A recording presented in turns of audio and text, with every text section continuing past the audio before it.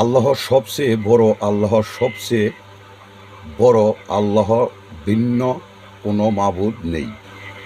ভেবে দেখুন এটা কত বড় শক্তিশালী ডাক। এ ডাক প্রত্যেক দিন 5 বার আপনাদেরকে একই ঠাই স্মরণ করিয়া দেয়। পৃথিবীতে যত বড় বড় দুখারীয় দাবিদার দেখা যাচ্ছে, একথাই স্মরণ করিয়া দেয় পৃথিবীতে যত বড় মাত্র একজনই খোদাইও ও প্রভুতের অধিকারী, এবং কেবল তিনি এবাদতের যোগ্য। আসুন আমরা সকলে মিলে তারই এবাদত করি। এবাদতে আমাদের সরলের জন্য ইহকাল ও পরকালের প্রকৃতি কল্যাণের নিহিত।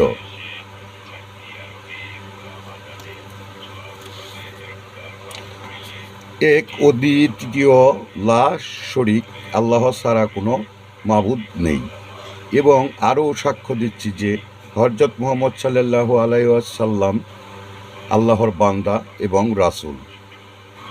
হে তুমি আমাকে তাওবাকারীদের অন্তর্ভুক্ত করো এবং আমাকে পবিত্রতা অবলম্বনকারী বানাও। এরপর আপনি নামাজের জন্য দাঁড়ান। আপনার মুখ থেকে পবিত্র কেবল দিকে আপনি পাক পবিত্র হয়ে সমস্ত জাহানের দরবারে হাজির হন।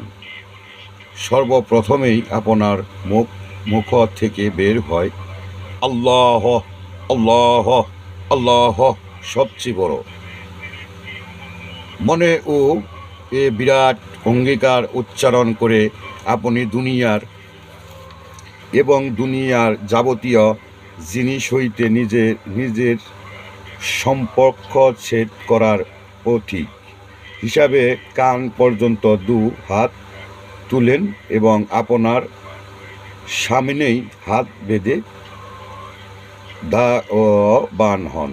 এরপর নিরতিশয় বিনয় সহকারে আপনি আশ্রয় করেন আল্লাহ, আমি তোমার পবিত্রতা বর্ণনা করছি, তোমার প্রশংসা সহকারে তোমার নামে বরকত ও মাহাত্ম্য সত্যই অতুলনীয়। তুমি সর্বশ্রেষ্ঠ, তোমার সমান সকলেরই উচিত, তুমি ছাড়া কেউ মাবুদ নেই।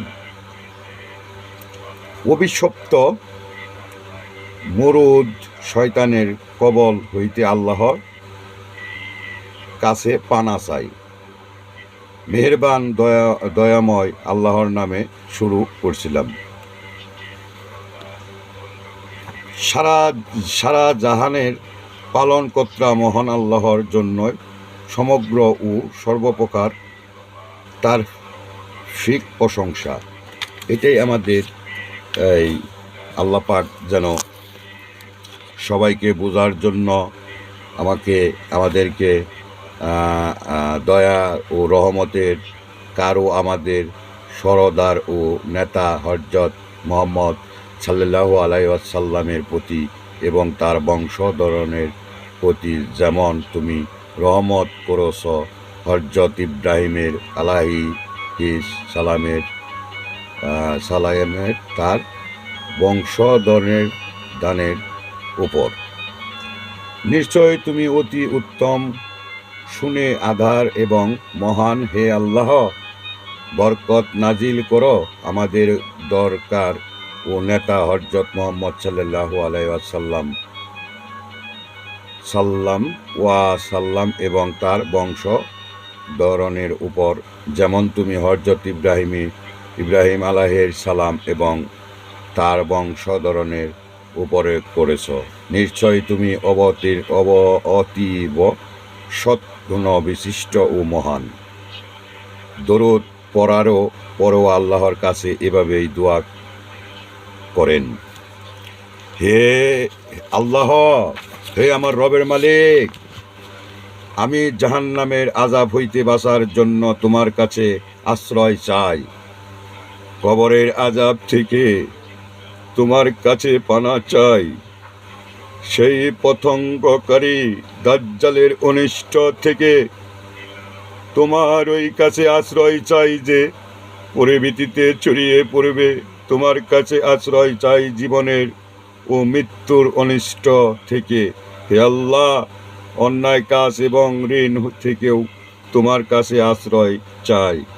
দোয়া পাঠ করে আর এইভাবে আমাদের রাব্বুল আলামিনের দরবারে থেকে বিদায় নিয়ে সর্বপ্রথম ডাক বাম দিকে ও ডান দিকে ফিরে উপস্থিত সকলের এবং দুনিয়ার প্রত্যেকটি জিনিসের জন্য রহমত ও শান্তি প্রার্থনা করে বললাম, আপনাদের প্রতি আল্লাহর শান্তি রহমত বর্ষিত হোক। এটা যেন একটি শুভ সংবাদ।